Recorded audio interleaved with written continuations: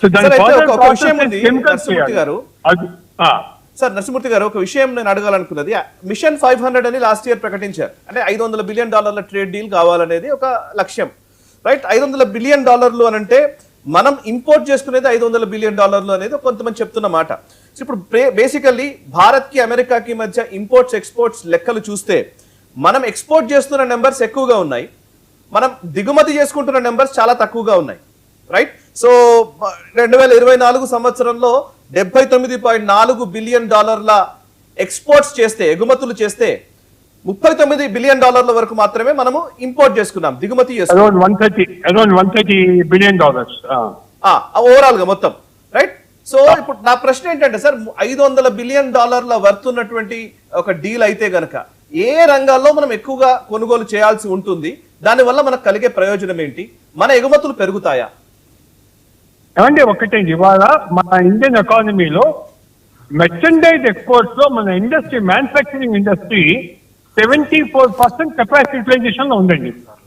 అంటే మనం 26% extra capacity చేసే అవకాశం ఉంది మన ఇండియన్ మ్యానుఫ్యాక్చరింగ్ ఇండస్ట్రీలో. అది ఒకటి. రెండో ముఖ్యమైన విషయం ఏంటంటే $500 బిలియన్ అనేది ఇవాళ రేపో చేస్తా ఉంది కాదు. ఒక ట్రేడ్ డీల్ అనేది ఒక 10 years 20 years ఉంటుంది. సో నెక్స్ట్ 10 years లో దీని అంతకు పెంచాలని ఉండొచ్చని నా ఉద్దేశం. ఓకే. సో ఇవాళ 126-130 బిలియన్ నుంచి 500 చేయటం ఇంపాసిబుల్ అండి, impossible. It takes time. Maybe 10 years లో చేయొచ్చేమో. అవును, అవును. సో అందుకని ఆ టైం ఫ్రేమ్ లో పెడతారని నా ఉద్దేశం. ఓకే. సో ఫైనలీ నరసింహమూర్తి గారు, ఇప్పుడు అందరికీ ఉన్న డౌట్ ఏంటంటే అమెరికాకి మోదీ సరెండర్ అయ్యారని ఒక మాట, లేదు అమెరికాకి భారత్ ని అమ్మేస్తున్నారని ఇంకో మాట. ఇది మీరు, నాకు తెలిసి నేను చిన్నతనంలో ఉన్నప్పటి నుంచి నేను వింటున్న మాటనే. అమెరికా పెట్టుబడిదారులకి భారత్ ని మీరు అమ్మేస్తున్నారు అనే మాట కమ్యూనిస్ట్ సిద్ధాంతకర్తల దగ్గర నుంచి ఇప్పటి వరకు వింటూనే ఉన్నాం. సో యాజ్ అన్ ఎకానమిస్ట్, ఒక ఆర్థిక రంగ నిపుణుడిగా ఈ 30 ఏళ్ల నుంచి వస్తున్నటువంటి సేమ్ విమర్శ ఇప్పుడు కూడా కంటిన్యూ అవుతున్న టైంలో, ఈ డీల్ కుదిరిన టైంలో మీ ఫైనల్ రిమార్క్స్ ఏంటి దీనికి సంబంధించి? అంటే ఎలా ఉంటుందంటే అండి, ఇప్పుడు మనకి అది ఇదివరకు రోజుల్లో కంట్రోల్డ్ ఎకానమీలో అది మాట్లాడచ్చు. ఇప్పుడు ఓపెన్ ఎకానమీ అండి. ఫర్ ఎగ్జాంపుల్, మనం ఎక్కడ ఎక్కువ లాభం వస్తే అక్కడే అమ్ముతారు మన ఇండస్ట్రీ.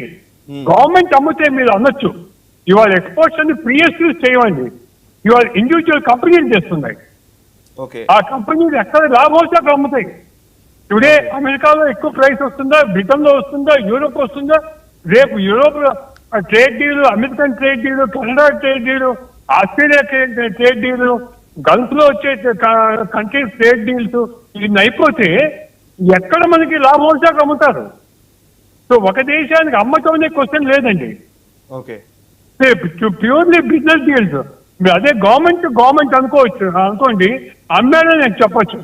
అమ్మే అవకాశం లేదు కదా. మనం మన దేశాన్ని, సార్వభౌమత్వాన్ని వేరే వాళ్ళకి అమ్మే అవకాశం లేదు. ఎందుకంటే ప్రైవేట్ సెక్టర్ కదా అమ్మేది.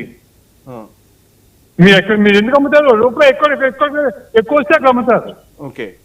So unless America gives a better rate, will not sell to America, we may sell to Europe. అంతే కదా. అందుకని I don't give any weightage to that comment that మనం అమ్మేసాం మన సార్వభౌమత్వాన్ని అని చెప్పి నేను అనుకోను. Okay, right sir. Thank you very much Narasimhamurthy garu, చాలా అద్భుతంగా మీరు వివరించారు. Thank you very much sir. అది ఒక ఎక్స్పర్ట్ ఒపీనియన్ అది.